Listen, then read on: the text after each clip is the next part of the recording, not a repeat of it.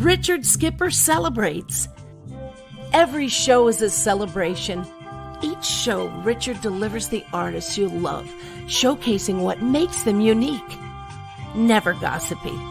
The antidote to a sometimes hectic world.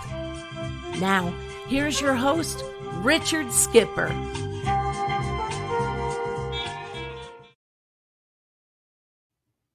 Happy November. Think about this, folks. Look how far we've come this year. Oh my God, it's November. It's a rainy night here in New York City. I actually live in Rockland County, north of New York City, but it's raining everywhere. It's raining cats and dogs. In the theater, if it rains on opening night, it means it's good luck. So I'm thinking of tonight, since it's the first night of a new month, that this is good luck for the month, for the rest of the year, and for all of us as we move forward. I want to thank you all for being here tonight. I know there are so many other places that you could possibly be at this moment, but for those of you who are choosing to be here, thank you. This month, it's the month of Thanksgiving, and it's also Gratitude Month. And so I'm going to take each show that I do this month, and I'm going to talk about some of the things that I'm grateful for before I bring on my guest tonight, which I am very grateful for. I am grateful for friends like Sue Matsuki, who recommended tonight's guest. I'm all about celebrating artists and their body of worth. What makes a person tick? How do they get from point A to point B and beyond? And I've always said this, that it's easy for me to celebrate artists because I really love the creative process. And whatever that means for someone, whether they're a writer or a painter or a doctor or a nurse, because that's an art as well. And it's a lot easy for me to do this when the person that I'm celebrating also happens to be a friend. Now, I met Richard Gayzur when I was invited to a Sunday brunch at the home of another great entertainer, Deborah Stone. And we immediately hit it off. And this was a few years ago. We became fast friends. And he has, if you can see the bottom of the screen here, he also has his own radio program out of Westchester, Center Left Radio. Think about what we're saying. It's Center Left Radio. So if you are not along those party lines, perhaps you may want to go to another channel tonight, because God only knows what may come up, especially when we are on the eve of a major election in our lives. But I hope that each and every one of you, regardless of what party you belong to, whatever your beliefs are, that you will go out and vote. Now, Richard has his own show, and I have been fortunate enough to be on his show. And it's always a great honor for me when I get to bring someone on who does the same thing, because it hopefully raises me to another level and it makes me work harder. And if I can rise to the level of Richard Gayzur tonight, my work is complete. Ladies and gentlemen, here is Richard Gayzur. I rise to the level of Richard, who are you kidding? Come on. I'm all about celebrating other artists. How are you? Hi, how are you? I can't tell you how great it is to be on the other side of the interview. As I was listening to you, I was thinking, when's the last time somebody interviewed me? And I can't remember. But Wow. I can remember interviewing you, though. That was in August of 2018. Wow, that's good. And we still have the show up on the podcast feed. Well, I hope that it stays there for quite some time. Yeah. We covered a lot of ground that day. We sure did. And hopefully we'll cover a lot of ground tonight. Now, before we start celebrating you, I want to ask you, how are you doing really in the midst of this crazy world we find ourselves in? I'm in an interesting situation. I'll take it on the level of just, being home and doing that sort of thing. Mm-hmm. I'm sitting in my studio. You're not seeing the studio is all in front of me right now, and all of the cameras and the camera I'm on right now, and the microphones and all the equipment, just like your studio is in front of you. Mm-hmm. So much of what I do on that end is there, and that's 3-4 days, 4 times a week potentially. And then I'm doing work, client work on top of all that, and that's here as well. So the notion of having to stay home to work is something that I was already pretty much doing. The knowledge that you can't do what you otherwise would do, the level of social interaction, I think that's been as difficult as it's been for anybody else. But I've been fortunate that I'm able to do my creative work and my music work and everything else. It's in this room. And things like StreamYard and Zoom and everything else get you outside. It's not the same, of course. And that's a long wind up for how do I feel about all this.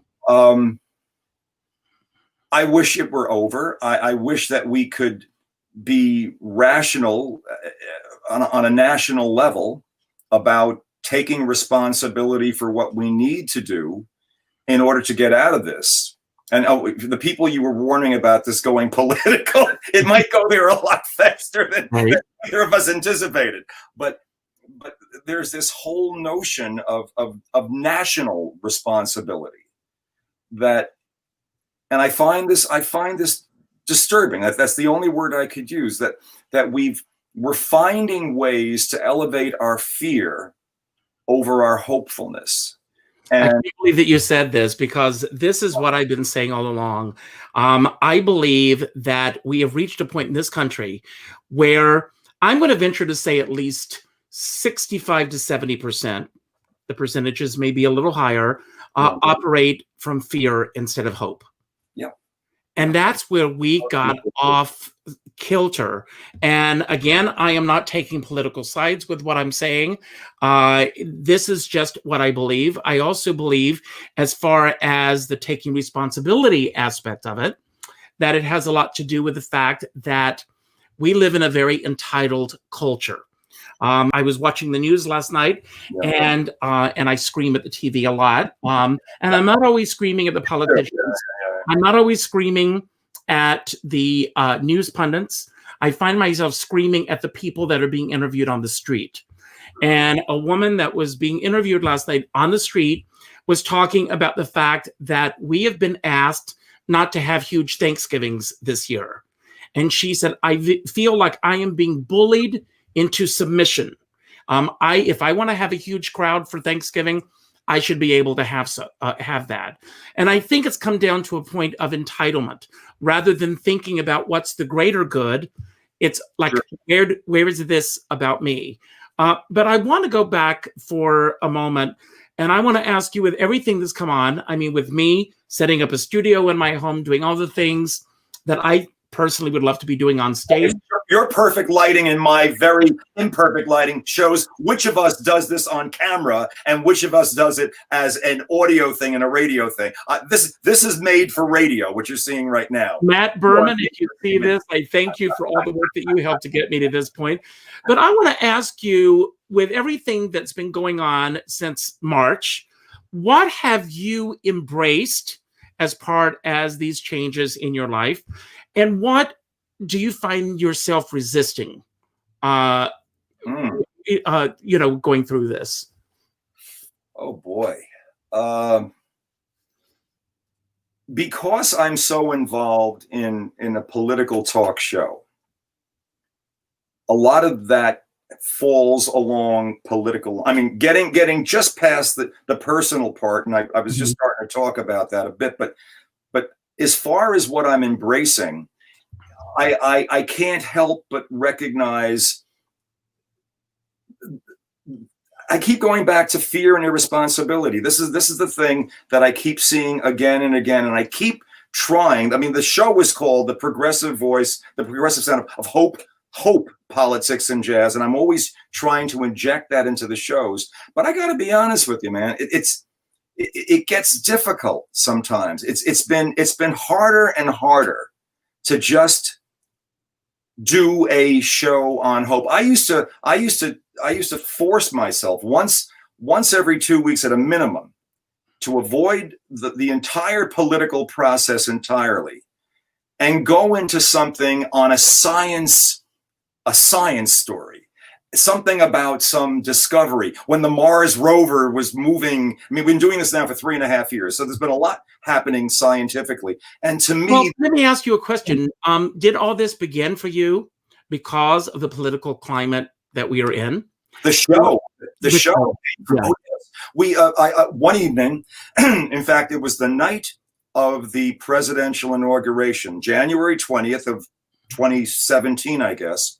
A dear friend of mine and I were sitting down having a commiserating cocktail at a local bistro, and it was, we got to do something about this. This is crazy. I mean, we were still going through the shock of Hillary losing, and finally going through the postmortem of what she did wrong, and wow, if she just spent more time in Michigan and Wisconsin, whatever.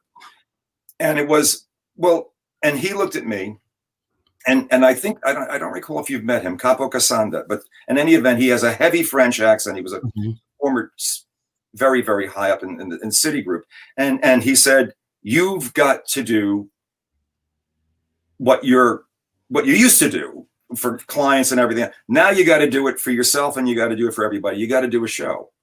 And within the space of a month and a half, we had everything set up. And again, we're not doing it from a visual point. We didn't have any video to work with. But all the audio work, and you know everything that's involved in this. And it takes a bit.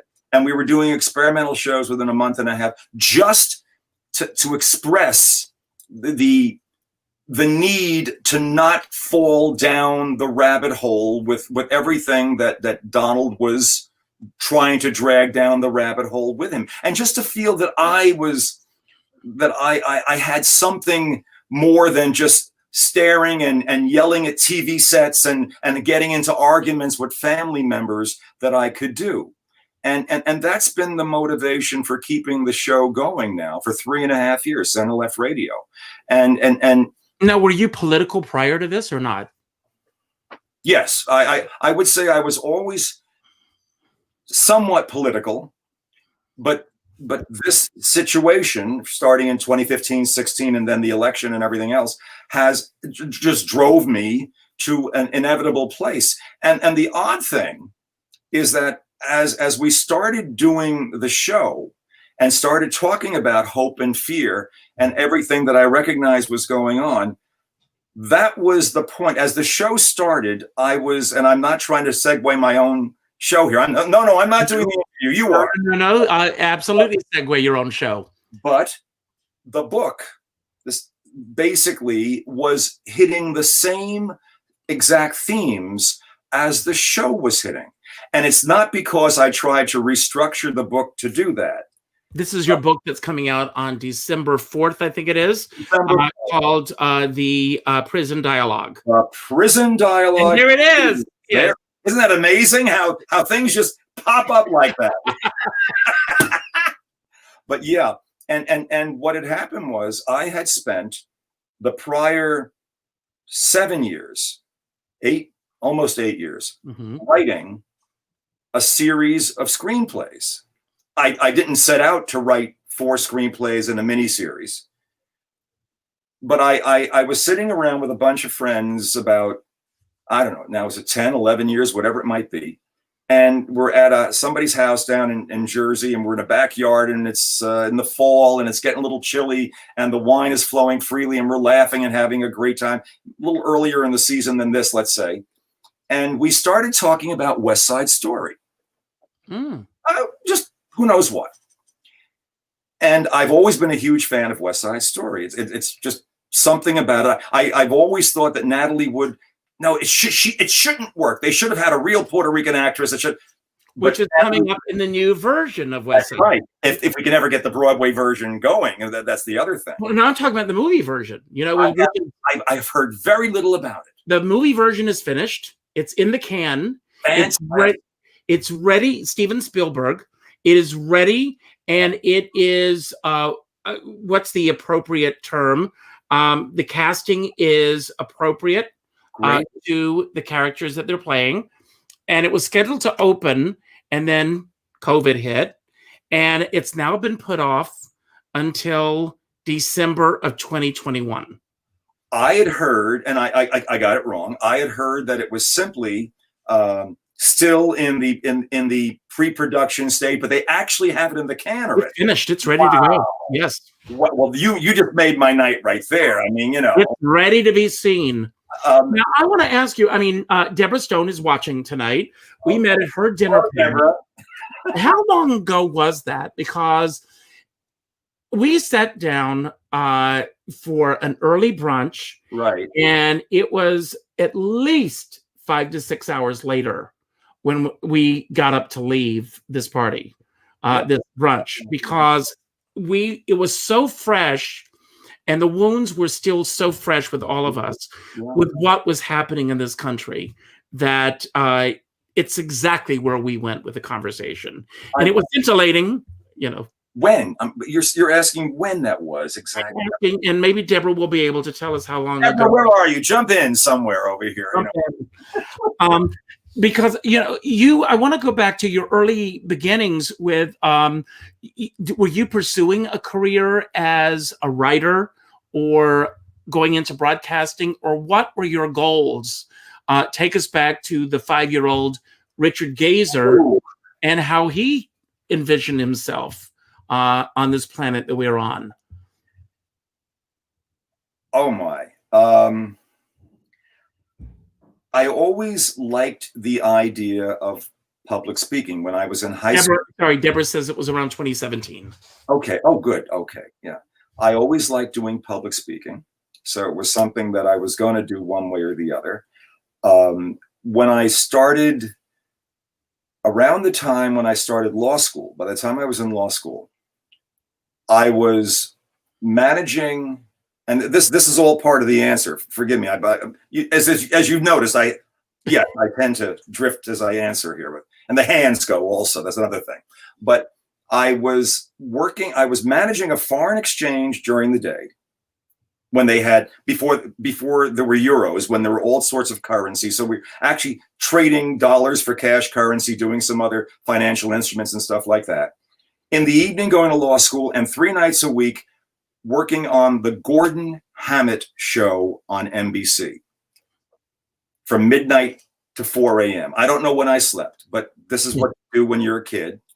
And this was back in an amazing period where NBC on the AM side, what is now, I guess it's still WFAN, I think. Mm-hmm. Okay. Mm-hmm.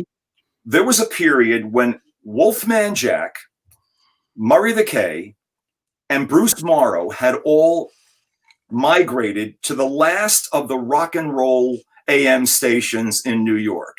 And it was going from rock and roll into talk. They were getting rid of the rock and roll part.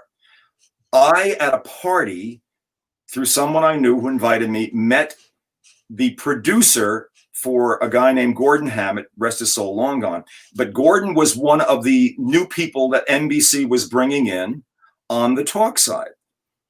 Went to the guy, met him, started talking. We were talking about that I was doing foreign exchange. The next thing I know, I was invited to be a guest on his show. The next thing I know after that, I'm co-producing the show with Barry Carnett with absolutely no credentials and no money for it, but I'm just there in the studio. And I'm there now. When I'm not on the show, I'm showing up anyway, and I'm hanging out at NBC, and the people in the lobby know me, and all the guards, and there I am up on NBC. And I'm doing this while I'm going to law school, and I had it in my head, I'd love to keep doing this. We had Don Imus was the guy. Don Imus came in, and this is when he was completely out of control. If you know any stories about Don Imus, but I won't get into it.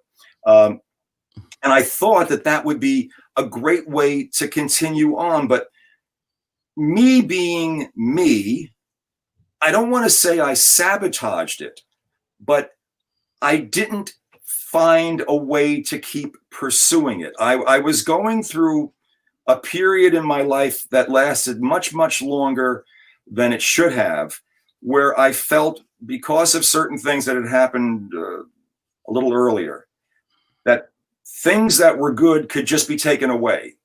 And I had this thing about not overcommitting myself to anything, because I could lose it. I look back now and I understand that that's what I was doing when I was a kid. There was always a chance that it would just go away for no reason, and it would be here and it wouldn't be there. And what I wound up doing a lot was not really committing myself heart and soul into anything. And this Well, because of that, did you lose all sense of ambition, or was the ambition still there? The ambition was there, but it was sporadic. It was in a jerky motion. Let me try this.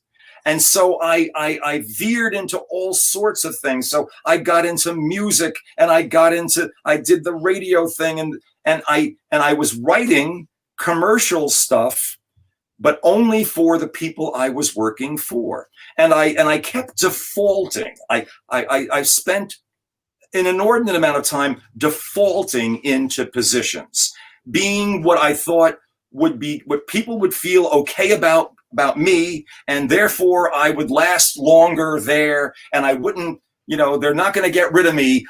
They'll doing a ridiculously wide assortment of things, which I found out I could do just because I did them. And I never fit into anybody's corporate, framework. If they allowed me to work with them, they understood that I was picking up things that were a huge spectrum of stuff that I could do to help any position. But I was the antithesis of going up the corporate ladder, this position to that position. Something in my head just wouldn't let me settle into any one position. There was always this sense that it could be taken away. And I think I manufactured situations like that more than once in my life. Well, I want to ask, because while this was all going on, you were going to law school at the same time. Yeah. I want to know, first of all, how were you able to compartmentalize the two? Because I can't imagine it happening, number one. And number two, as this was all happening, do you think that you were manifesting these things of things not lasting because you wanted to go through law school? Do you think that that's where your real focus was? No. Or am I just reading more into it? No. I'll tell you why law school happened. Now we go way back. Mm-hmm. And I'm an altar boy in the Bronx, and we're coming out, and I've just served my first mass for a priest at Immaculate Conception Parish on Gun Hill Road in the Bronx. Okay. Mm-hmm. What am I? I'm 6 years old, 7 years old, whatever I am. And my mother is there. And the priest who I served the mass for, and this was an all Italian parish at that time, very Italian. And I am of half Italian background, but I spoke enough Italian. This is just the nature of the beast and the nature of the neighborhood. And he said, "Ma gusta se chiacchierone," is what he said in Sicilian. And he said, this one can talk, is what he was saying. Chiacchierone is really close to big mouth, is what it really means in Sicilian. And he stopped for a second and added on after a little thought. He said, Ma devi stare avvocato. He ought to be a lawyer. And I didn't know that word. I didn't know the word lawyer. That I'd never heard that word in Italian or anything else. And my mother, when we walked out of the sacristy later on, she says, "The priest says you've got to be a lawyer." Now that was you've got to be. Was God has spoken, mm-hmm. And it got into my head, and it was like, okay, that would always be something. Well, I would be satisfying someone or something if I did that, wouldn't it? And when the opportunity arose, as I was getting towards the end of undergraduate school, it was like, well, now what am I going to do? It was always what next? And might as well go to law school. And I never had a huge image in my mind of being Perry Mason or doing whatever the imagery would have been at that time. But it was, what do I have to do next to add to this resume of both, yes, having a sense of achievement in my own life, but pleasing, being pleasing to other people, having enough to make people want to have me around. It's a strange way of putting this, but this is kind of how my head worked. for the longest time. It's only when I sat down and started thinking about writing, which is what I wanted to do all along. That's what I was supposed to do from the beginning. Well, Richard, there has to come a point in one's life where the seed has been planted by the priest. Yeah. Your mom basically approves this ordainment from the priest. But there also has to come a point in your life where you decide, this is what I am going to commit myself to. Yeah. When, where, and how did that happen? Well, the commitment, if I take my writing as what I should have been committed to, and if I take Central F Radio as what I should be committed to, it happened damn late. I'm not 23 years old anymore. Well, you're still a work in progress. Well, I very much so. Very much so. I am the latest possible bloomer, and I'm still learning. I'm still figuring out what I'm supposed to do. And the infinite transcendence has given me both the tools and, thank God, the health and the energy and everything else to do what I have to do. But it's required. I've come to the conclusion that it's required everything that I've ever gone through to get to the point where I am right now. I could not be doing the writing. I could not be doing the show. I could not be feeling this satisfied about everything that I'm doing if I hadn't gone through every little weird little thing, if I hadn't felt every bit of rejection, if I hadn't gone through every bit of I'm not as good as they are, and everybody, say, Rich, look what you could do. You could do that. You could do the music. You could do this. My God, you do everything. You're a genius. No, I'm not. If I can do it, someone else can do it better, was basically the way I would have dealt with compliments in my head. And ultimately, when I finally just stopped worrying about that, and I don't know if it was a question of wearing out all of the other fears, getting past fear finally, and understanding how much fear had played in the way I was dealing with doing things and not doing what I should do for myself. That finally, and as I say, it started with a barbecue in a backyard in New Jersey, talking about West Side Story. And I can remember this moment. The question came up. I posed it. Maybe 2 or 3 glasses of wine in at that point, probably. And I said, whatever happened to Maria after Tony died? And there was silence. I mean, giggling, and everybody, whoever heard me. But I said, no, wait a minute, hang on. Whatever happened to Maria after Tony died? And when people finally all focused on it, it's like, whoa. And I started musing about it. I've always been a huge fan of West Side Story. I guess that story about you talk about something being ripped away from you and just losing and committing yourself completely, and then it just goes. Whatever happened to her? How did she deal with this? And at that moment, I knew I had to write the story. I just knew that was the moment. So help me, no BS, nothing. I knew I had to write that story. And that was barely 11 years ago. And that's where everything finally began to come together. So anyone out there listening to Richard Skipper Celebrates and imagining that because you're 23 and it hasn't gone perfectly for you yet, I don't know, knowing that a few more decades may have to go by, if that makes you feel better.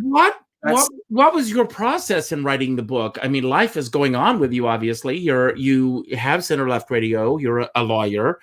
You have a beautiful wife. You've got a wonderful home life in Westchester. What is your process in terms of putting pen to paper? Or was that your process? Did you type it out longhand? You bring up a very good point.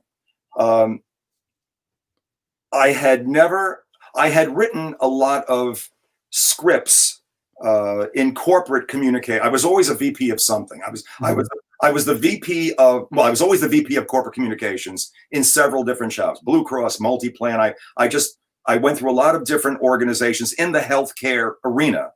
And I was doing all of their commercial work too, so that if there was a show, if there was whatever, I would be writing the scripts, even as the head guy running the departments. And I'd have 100, 200 people in the bigger shops under me.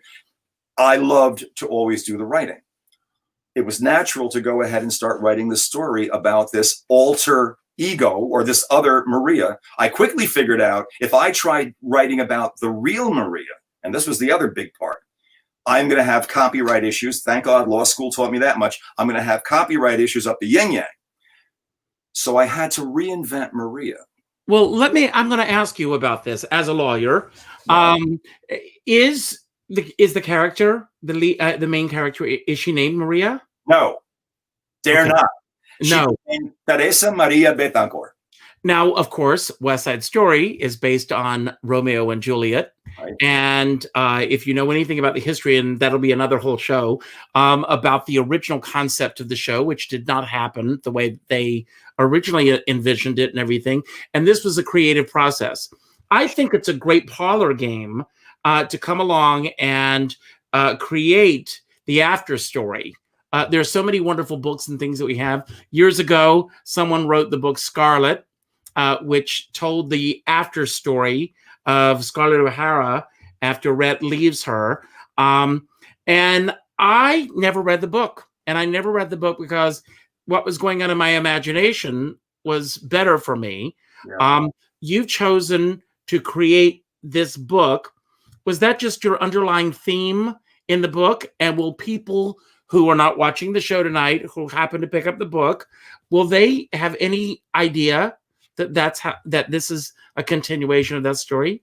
What they'll understand, there is one on one level, yes, but in a non-copyright violating way. Okay. There are parts of the story that occur right in that neighborhood on the west side of Manhattan, what is now Lincoln Center, where they filmed what the original West Side Story with Rita Moreno and George Chakiris and everybody else and Natalie Wood. It happens right there. And the fact that West Side Story is about to be filmed is in parts of the book. And wow. So it takes place at that time frame. I'm sorry, say again? So your book takes place at the same time frame of film being made. It's part of the book.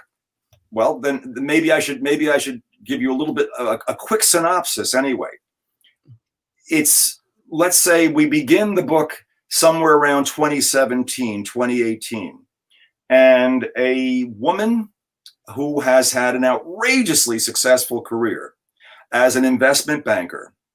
Her public life is amazing. Her private life is a total disaster. I mean, her nickname is Gordona. Think Gordon Gecko from Wall Street. Her nickname in different companies that she's been is Gordona. Okay. She suddenly receives an unexpected bequest. Her father, who has been in prison over 50 years for a crime he did not commit, who early on in his prison sentence had what we call in the book a energetic epiphany. He experienced something, and it's not a specific religious thing, but it's spiritual and it's incredibly powerful. He begins writing one letter a day to this girl. And in the course of the next 50 something, well, no, I don't know. He writes a total of 19,201 letters, never delivers a single one. But every letter is written in the most personal way possible because he is experiencing her on an energetic level. And she doesn't realize this. On the one hand, he's guiding her through ridiculous circumstances of her life. She's still living them, but he's there. He's a presence. And she doesn't receive the letters until 3 days after he dies.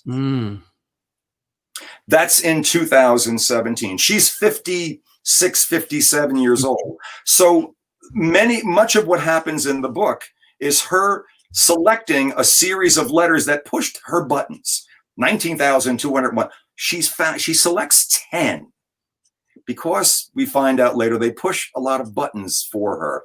And we watch her transform and grow through her understanding of what it was her father was attempting to give her. But in the process, she gives us her life story. We meet other people in her life, and we even go beyond that into a postscript when once she has basically been, I'd like to call it, redeemed by what her father has done for her, and that redemption was coming all along. You would have never thought it, knowing who she was and how she was.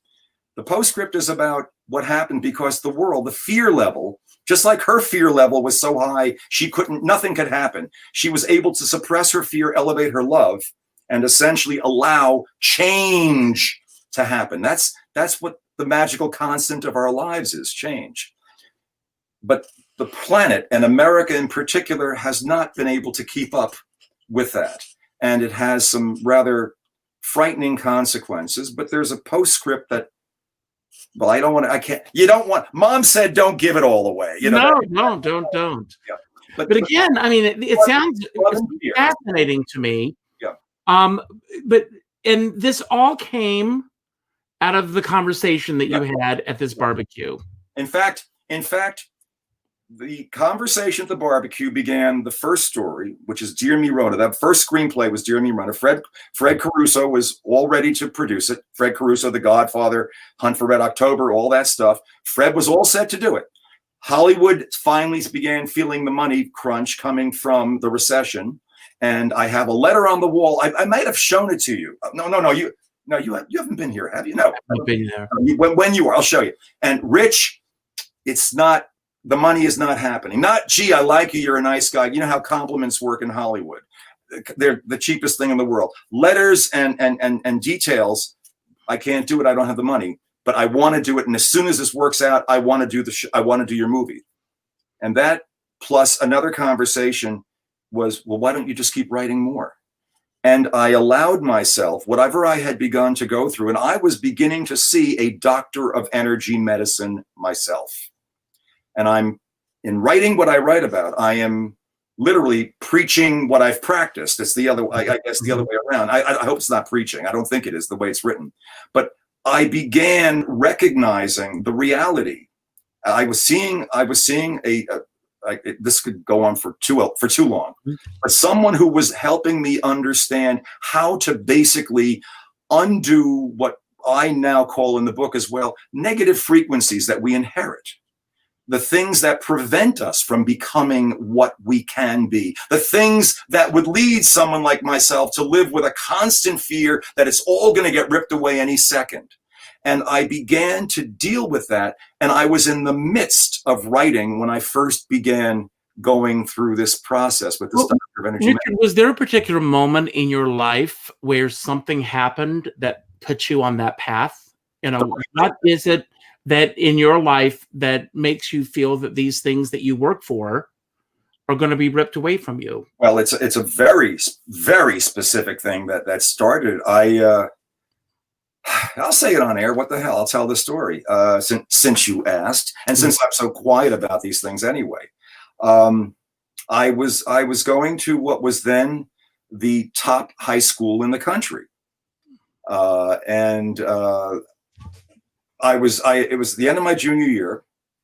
I had my class ring already, and so we were going into the summer, and about 2 weeks after the exams, and I'm not going to go into the details, and I won't name the school, but I'm very close to them. I'm very close to that school again. I donate to it. I was just on a Zoom call with classmates from then. So I'm back in to this whole thing because it was my life. That place was my life.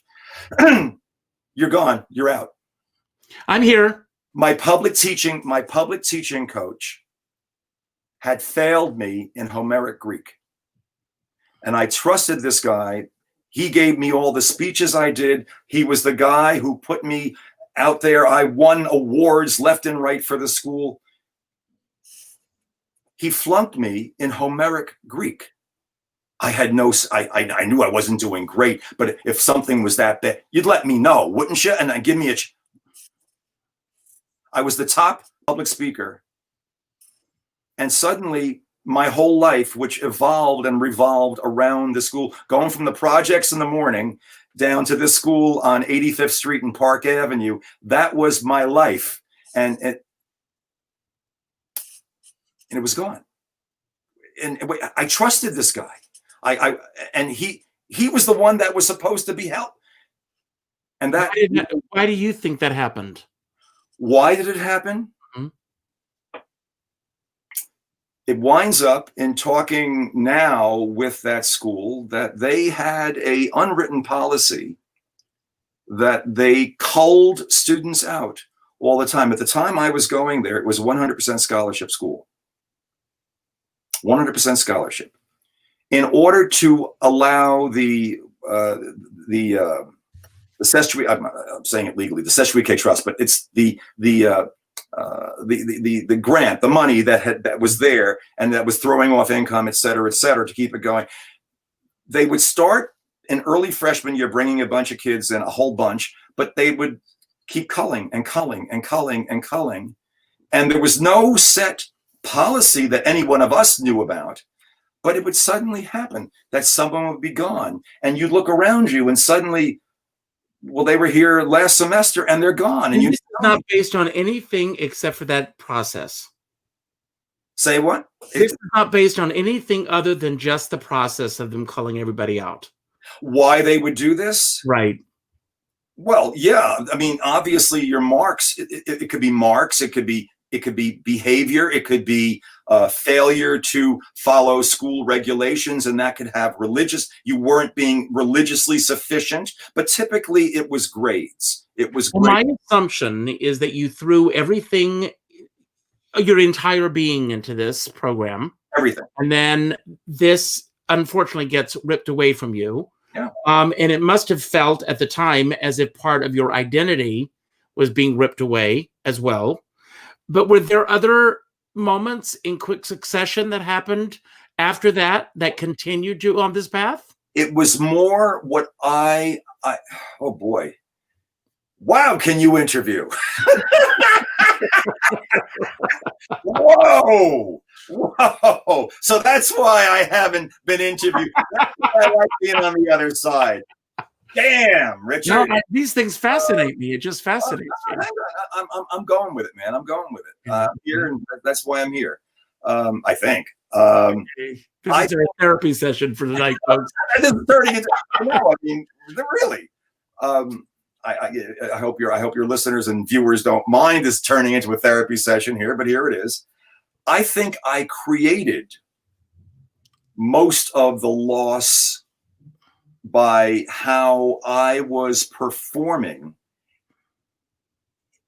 by never allowing myself to overcommit to anything and anyone.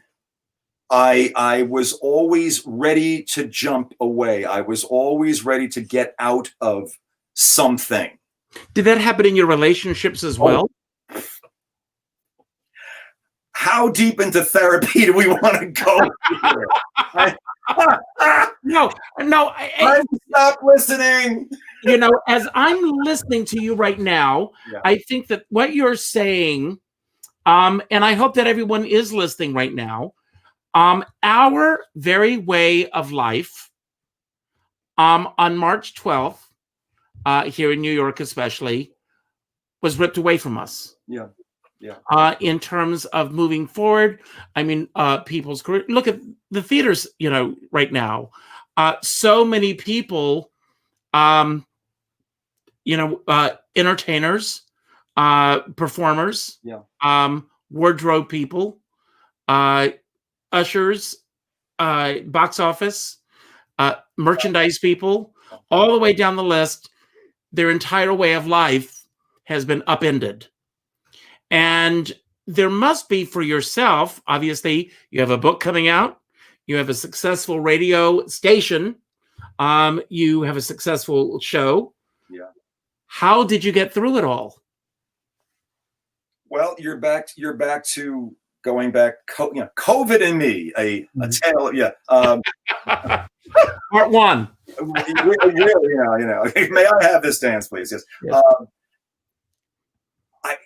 it's funny, as you know, in talking about everything that we've been talking about up to this point, I think taking some of that old defensiveness and self-protectiveness that I had in my bad old days that drove me through too many relationships and too many situations, because I didn't jump in, and there was always an exit door. I could always look into her eyes and find the escape ramp at the back end of her brain, is how I would find myself in.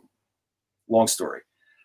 I think some of that there's a good part in that. There's a certain strength and a certain defensiveness that can be used in a positive way. And I think I've been able to deal with the separation and the sense of not feeling connected. But as I said before, and I have to be absolutely honest, I have, excuse me, during this time, mostly been finishing up this book and doing the show, so that I've had the good fortune of not being in a live performance environment where the damn theater's been shut down, or being in a restaurant where I can't go out and I can't make my tips and I can't serve at the bar and I can't all of this one-on-one contact stuff, both in in the arts and every place else.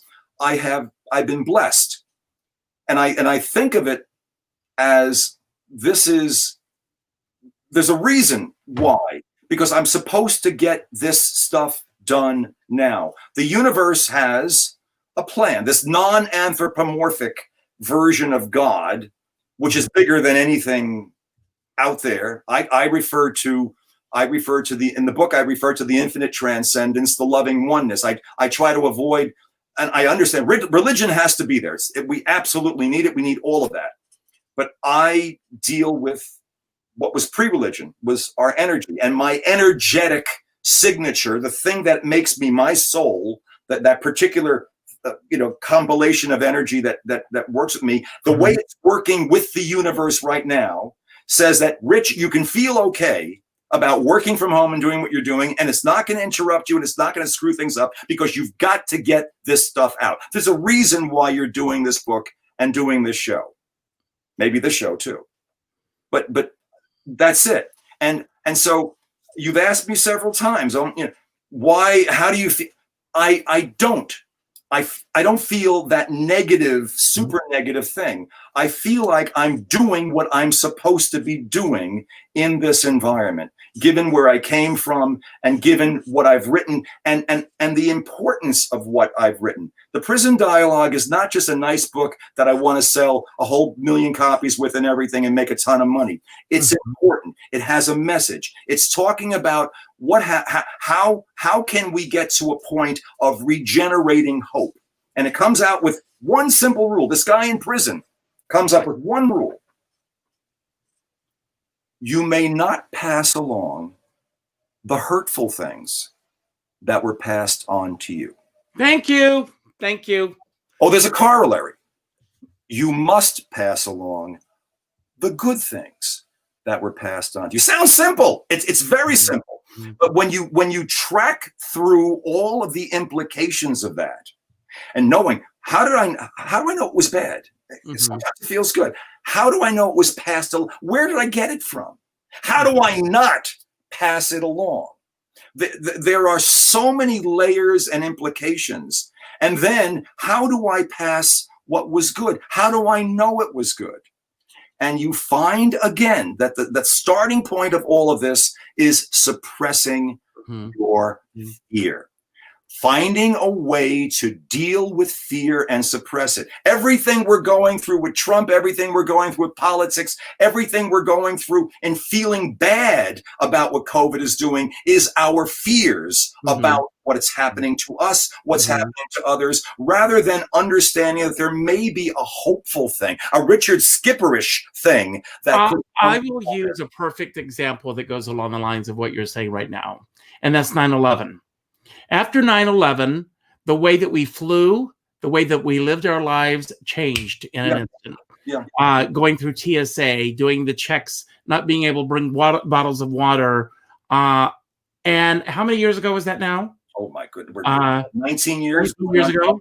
19 years. Think about this. There are 19-year-old kids walking amongst us who never knew what it was like to run up and get on a plane at the last minute. Wow. And wow. Yeah.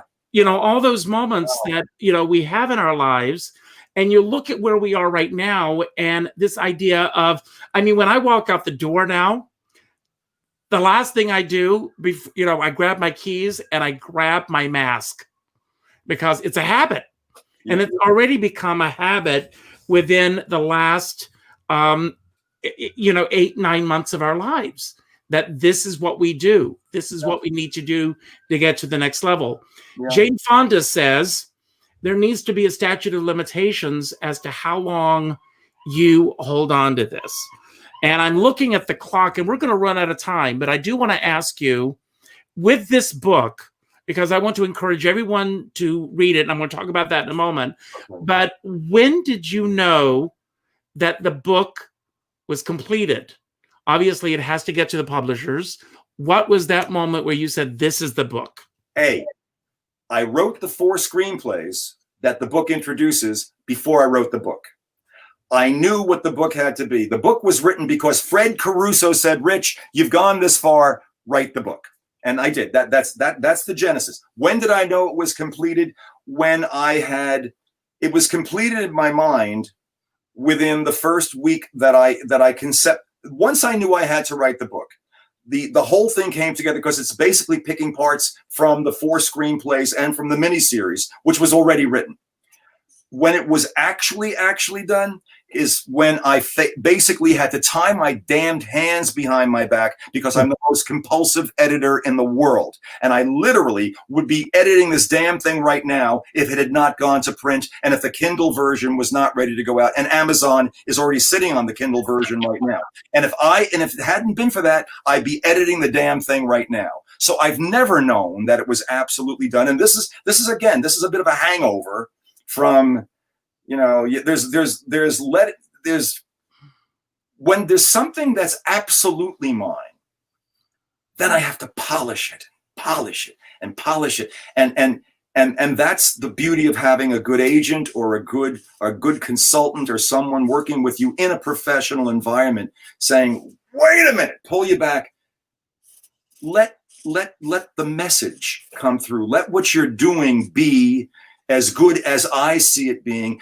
Mm-hmm. Feel the confidence, feel love about yourself. Stop fearing what you're not doing well. And for God's sake, appreciate what you're doing well. I am convinced that this book is at a point, and enough people have read it right now and giving me feedback on it, and I'm blown away by hearing from people things that they see in it that I didn't even realize, different levels of things and different information. And it's done. That's the magic of a great book. It's an important book, and I say that I couldn't have said that 10 years ago. This is an important book because it's about our fear. It's about suppressing it and elevating it. And the timing is perfect on this. It's going to be out, and it's going to be on Amazon. You can get it on Amazon. The Prison Dialogue, available on Amazon in both a soft cover and in a Kindle version, electronic version. It also has something that no other work of fiction has ever had.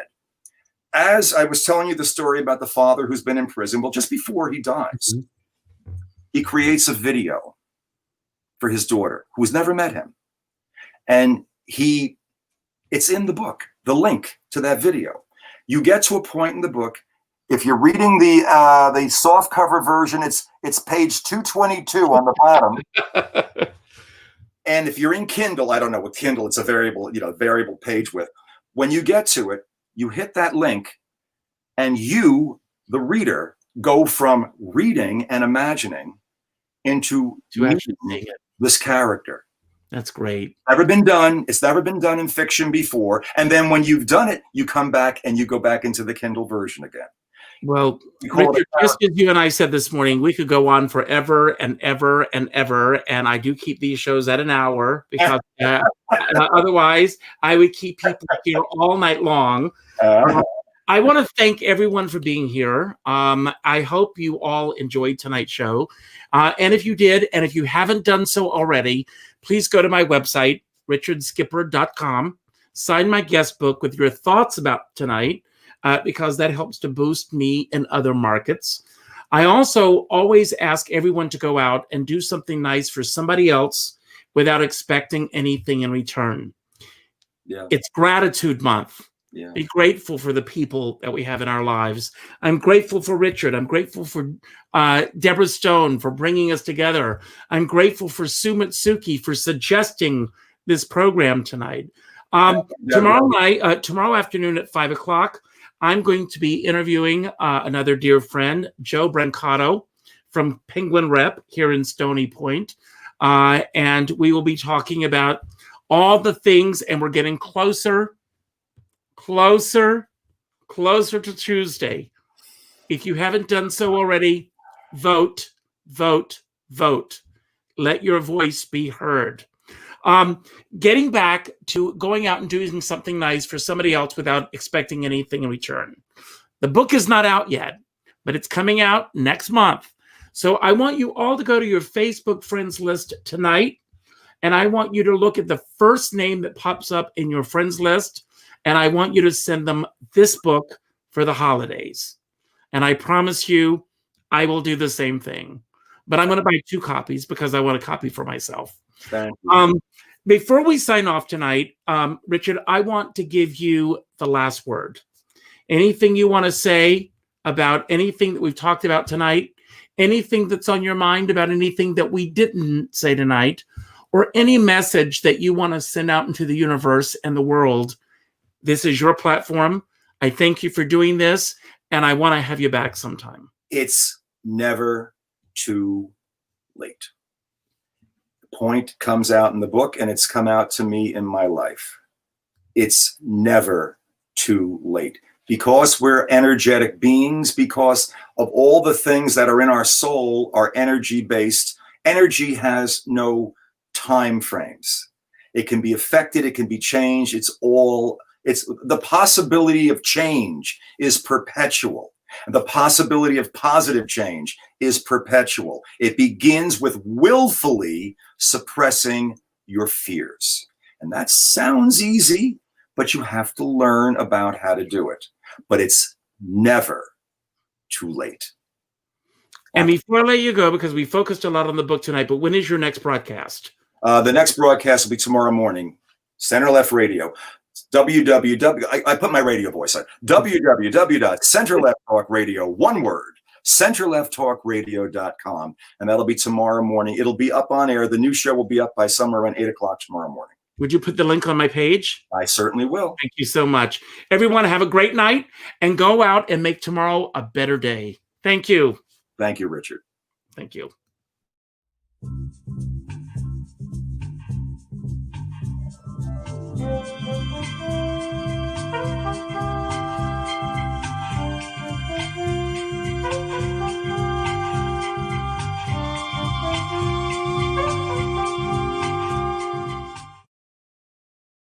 What'd you think?